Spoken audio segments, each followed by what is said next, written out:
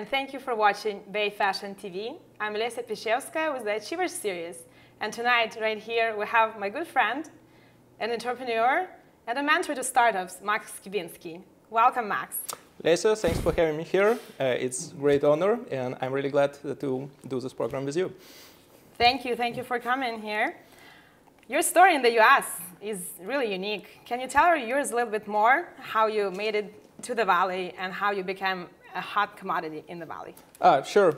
So I came to US almost 18 years ago, and that was a somewhat interesting story in itself because I finished Moscow State University kind of in theoretical physics, and obviously that wasn't very easy degree to make your living off. So I came in the United States with like total of life savings of like $2,000, and initially I came to Chicago basically to be regular H-1B developer there. And after 6 months in Chicago, I really realized that the future of computing, the future if you want to do anything interesting in software, lies in Silicon Valley. So 6 months later, I basically put everything I owned at that time in my Ford Taurus that had about 150,000 miles on it. And I crossed the whole United States in 3 days, just like left everything behind and moved to Silicon Valley. Obviously, in the middle of that trip, the car broke down in the middle of Rocky Mountains. Oh my God. And yeah, I was basically stranded with all my life possessions, kind of in the middle of mountains. There was some cows. The nearest town was like half an hour away. And you timed this, sorry for interrupting you, with a smile on your face, but I'm sure it was disastrous. It was very interesting experience, and back then I didn't even speak really good English at the time. So it was kind of an adventure even to get to Silicon Valley. So they told me from this whatever mountain that I'm forgetting where it is to small town. In small towns they said, oh, like your car is so broken we cannot even fix it in the small town. We need to tow you all the way to Salt Lake City. And literally I spent like all my last money just to get this car fixed, and finally arrived to Silicon Valley. Kind of newly fixed car, no money, no jobs, no anything, and started looking for opportunities. And like 10 days later, I had my first job. 6 months later, I founded my first startup that started doing consultancy, and I was actually doing this startup with all limitations of being on H-1B visa. So effectively, I had a day job, and I had a startup I ran on the side. Wow. And within 6 months from there, that startup was bringing about 10 times more money than my H-1B salary. Yeah, one thing after another, I got into startup community and started doing interesting things, and kind of that's how I end up doing things I do right now. When you were doing consulting startup, what kind of companies did you work with? So when my very first startup was indeed a consulting company, and to a degree that was fairly simple business. It was simply outsourcing contracts from here, from United States to Russia. And however, that was .com period when average price for developer was about like $250 per hour, and average price of a Russian developer was $50 per month. So sometimes I only wish I would be a developer, you know. Yeah. So it's definitely was pretty cash flow positive business at that time, but unfortunately it suffered from same weakness as all consulting business suffers. That every next crisis usually wipes out lots of value from consulting, and kind of I basically seen the situation that we went from about 150K per month revenue to zero within 3 months after a crisis of 2001 hit. And from this moment on, I sort of realized the limitations of pure consulting model and decided, okay, we should start doing something more interesting, more serious than just plain outsourcing of projects to Russia. And then you started Hive 7. How did you come up with the idea? Hive 7 took some very interesting paths to come to realization. One of my hobbies have been over the years, so I'm actually a passionate competitive gamer. And what was happening in Silicon Valley in 2003, so we started seeing the first snippets of WebTO appearing all over the place. It was Google Maps and very early experiments with AJAX. And I felt, okay, so these worlds of online games, virtual communities, and world of the web are completely disconnected, but they actually have lots of learn from each other. And initially, we started Hive 7 with tagline as Second Life in AJAX, and that's what got us lots of press, and kind of Robert Scoble even named me God of JavaScript at the time because we did some pretty interesting stuff in the browser. However, interestingly enough, idea of virtual worlds in AJAX did not take off as well as we hoped for. Can you please clarify for our viewers what AJAX is? So AJAX is one of technologies that's today in 2012 is commonplace, but in 2005 it was cutting edge. Everybody was saying it like was rocket science, and the very few people, even in Silicon Valley, knew how to deploy and use this technology well. And fundamentally, that's what you see today in Facebook and Twitter and all these popular websites. That's what makes these websites come alive and be so dynamic, so that you see that they change in front of your very eyes, they update real time, and all those features. So back then, that was a huge thing. That was the big news, that web pages no longer has to be static. And technology that enables that is called AJAX. But what we tried in Hive 7, we said, hey, what if we're not going to just update web pages, we build a full virtual world where people can meet each other, when they can have avatars, they can have chat. And we built a very interesting set of technologies to make this happen. That project, in particular, wasn't very successful commercially, but we developed lots of know-how how to develop AJAX-enabled website. And a couple months later, Facebook opened up their platform, and we immediately seen the huge potential of that platform and all the possibilities that this platform allows to developers. And we immediately pivoted the company. I basically had some very interesting, let's say, high-intensity conversations with my board of directors, our investors, which obviously invested into specific vision, and we were pivoting company 90 or maybe orthogonal direction completely. And however, we got them on board. We persuaded them that is the future, and we started developing this hit game called Knighthood, which basically after we launched it, it got 2 million users within 1 month. We got to multiple millions within 3 months after launch, and as they say, rest is history. Yeah, the rest is history because you got to 6 million, right? We got to 6 million on Knighthood alone, and then we did additional portfolio of games across all networks. So if we recall it correct, at the end of it, we basically had a base of 10 million players. Wow. But in 2010, you sold Hive 7 to Playdom, that is now owned by Disney.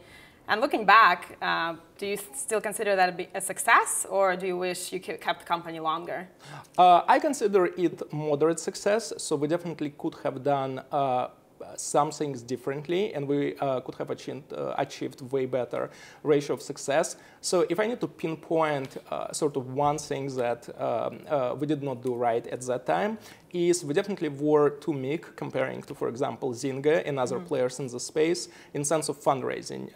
One lesson I clearly learned from that experience, which probably would be helpful to other entrepreneurs, that if you see hot market, if you see super rapidly growing market, don't let your caution stop you. Don't let your sort of ingrained rationality stop you from being super, super ambitious, because the only correct strategy at that time was aggressive fundraising, and Zynga fundraising cycle was 10 million first round, 9 months later 28 million, about a year later 140 million round. So these guys really seen the opportunity, and for lack of better words, they wasn't pussyfooting about monetizing it. They just went all in with huge resources, and even us having some early advantages on the platform and having very popular game, after Zynga realized all these advantages they got from extreme funding amounts, our advantages basically started to disappear. And however, I seen the trends as they were evolving around 2010. I clearly seen that small studios, small social gaming studios, not going to survive independently. So we actively started looking for an exit while this industry was still very hot. And yeah, I'm really glad that we got out of time, because you probably know all the current news about Zynga, about the disastrous quarter, crashing stock price. So all those fundamental fundamental issues that were already obvious to industry insiders, now they basically come into public view. And like today there is no way for you, anybody can operate a small social gaming studio. That space is basically dead. So I think we played our cards as well as we could have in given situation. And I'm really glad we did this deal. And I know Playdom team is very happy inside Disney. They have access to very good world-level IP, which differentiates them strongly from Zynga because they can use all Disney properties to integrate in their games. Right. So I think it was a happy ending for everybody involved. So you touched a lot about trends in 2010, and now it's 2012. It's almost like a new century in Silicon Valley. In Silicon Valley. So what do you think are the hottest trends now, and where is Silicon Valley going forward? So one obvious trend, which is easy to understand as a label, is obviously mobile. Everybody talking about it. Not many people, I think, have concrete, specific understanding of what this mobile trend entails. But fundamentally, if you look at growth curves, the number of people joining internet on mobile devices outpaces by many times the growth of the web usage we've seen during the initial appearance of web technologies. So we are growing on mobile many times faster than we ever grew on the web. And that obviously makes everybody on one end super excited because there is so many opportunities, but at the same time somewhat scared because all the sites we currently have, being that Google or Facebook, and all the sites that appeared as desktop websites, they're not that natively adjusted to be to live and prosper in mobile revolution. So I think for legacy companies today, challenges are that whole switch to mobile experience, and for startups is to figure out what are the killer applications, what are the killer user experiences you can deliver via mobile platform, via unique capacities of mobile platform, and basically execute on those possibilities, including obviously as part of it gaming. Right. So for the new companies that are just starting now, would you recommend them starting right away on mobile? I would probably recommend them thinking about mobile experience first and make themselves useful and relevant on a mobile, and then think about web experience as something they do in parallel or something they add later. Because if the company doesn't make sense as mobile experience, more or less, I don't think they even have to bother with the web experience. Because fast forward to 5 years or 10 years from now, mobile will be everything. So you're saying 10 years from now? What are you talking about? It's probably 2 years from now. We're going to be all mobile. But what's next after mobile? Are we going to fly to space, or what are we going to do? Well, space. Educate me. Space tourism is already happening. In sense of Silicon Valley trends, I definitely think we're going to see revival of biotech, and full disclosure, I am investor in one of the very promising biotech startups. So I think there is lots of technologies that are becoming enabled by what we've seen developed in areas of web, in cloud computing, so in sort of pure software layer. And now the advantages we got in the software layers, people start to apply to all other industries. So they start to apply it to biotech. In case of Airbnb, we start to see how it's applied to hotel industry. And who knows what we've seen some interesting experiments with transportations, with startups like Zipcar and Uber. So these technologies now will be less sort of technology for the sake of technology, interesting software experiment for sake of its own. It will be intersections of industries, so you take advantages given you by software, by low-cost computing cycles, apply it to some completely non-computerized, non-disrupted industries, and creating completely... A virgin industry, you would say, right? Yeah. Probably the best example would be Uber, because Uber is revolutionizing cab industry, and that is as non-technology industry as you can imagine, and see what amazing experience Uber made out of it, just because they understood all the tools available to them in mobile development, in kind of server-side hosting, cloud computing, in all other parts they're using in their solution. Well, thank you for your insight, but going back, one step back, maybe 1 year back, you basically sold Hive 7, and then you started Inforia and your fashion application Kaleidoscope.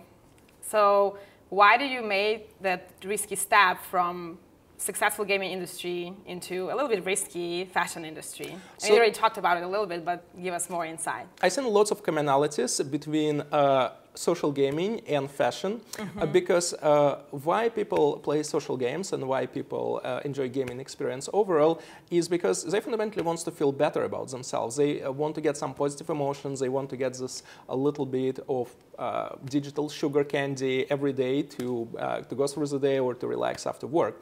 And somewhat what I did not like when I was doing social gaming part, that all we deal there is virtual goods. It's all virtual, it's all non-physical, it has no practical meaning besides context of the game. And I think that fashion is to a degree exactly the same thing. It's about selling people products that make them feel much better about themselves, that feels them more confident. And obviously the emotional value of those goods has no correlation with physical manufacturing cost of those goods. So all this difference in value, it's made purely by designer who tries to make their particular customers, and mostly girls, of course, feel much better about themselves by using his products. And I thought, oh, so if that worked so well for for us in social gaming, we probably can take some of our best practices and some knowledge we got from that field and apply it directly to fashion e-commerce and fashion merchandising. So how did it go, that shift and applying the learnings? So we, to be honest, Kaleidoscope that you mentioned, that's our fourth product, because we started from, as always in startup life cycle, you start to pivot. And we started with entirely different project initially, which was actually applying machine learning algorithms to fashion shopping. And we built a number of products which are powered by fundamentally same technology on back end, because we have system of crawlers that detect everything that is currently on sale in the United States. So we know where it's sold, for what price, when the price changed, when availability changed.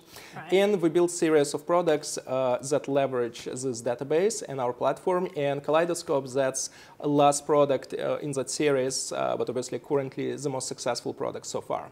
Well, since I'm a girl and I use technology, why don't you sell me your app? Oh, with pleasure. This is our app, Kaleidoscope, and it's cross-platform. You can use it on iPhone, iPad. It's available on Android. You can use our fully functional mobile version if you go to kalei.do. And what this app is about is that we have a team of fashion professionals that every day pick the looks that they consider most fashionable on the internet. And every look we have is encoded with contents, how you can recreate this look.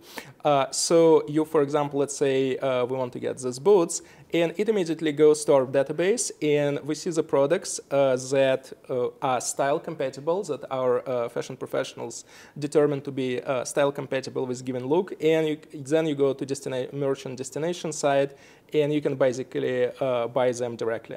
So unless they're out of every day we send you new looks, and every look will have the shop the look information. And fundamentally, we think about this as digital fashion magazines, that you no longer have to go and follow these tiny small links on a magazine page, that you can get inspired by a specific look and immediately see, okay, I already have this and this. What do I need to buy to fully recreate this look? So that's a Kaleidoscope in a nutshell. And we have very strong team, both on engineering and fashion. So we have our amazing director of marketing in New York, Sarah Kunst, my brilliant co-founder, Ryan Juni, and our no less brilliant CTO, Simon Reitner. So that's a result of our last 9 months of work. So here we go. That's Kaleidoscope. Amazing. So you created a fashion app, and obviously you're a fashionable man, but what do you think about fashion in Silicon Valley and fashion in startups? Since you work with a lot of startups, you mentor them, do you think fashion is there, or is it absent? Should it be there? So I definitely would say that sense of fashion for, let's put it this way, non-female member of startup is definitely disappointing these days. And but non-female, you mean man? Well, yeah, I mean pretty much. Yeah, 90% of startup community, which is young hackers. So I personally think these guys should definitely pay more attention to fashion, and I don't think in sense of like start buying fashion magazines, imitating girls. However, well, do you think they should read BAYFashion magazine at least? They definitely should read BAYFashion. That's only one exception. So that they must read. Good. But besides that, before they get to the level of reading other magazines, I think fundamentally they need to understand the core concept of fashion. That's then one of the easiest way for any person to change his looks.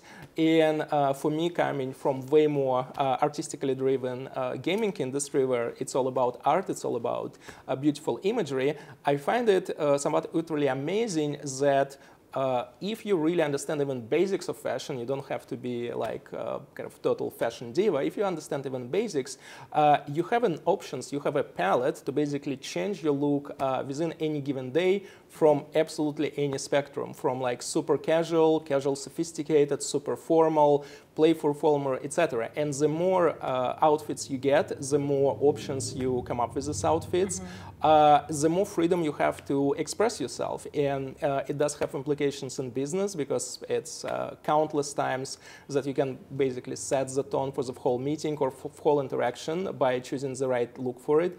And not having that in your disposal, I think, as hacker myself, I'm thinking, why would I bereft myself of such an important tool? Because that's the tool to literally like change pixels how you look like, how you look to outside world.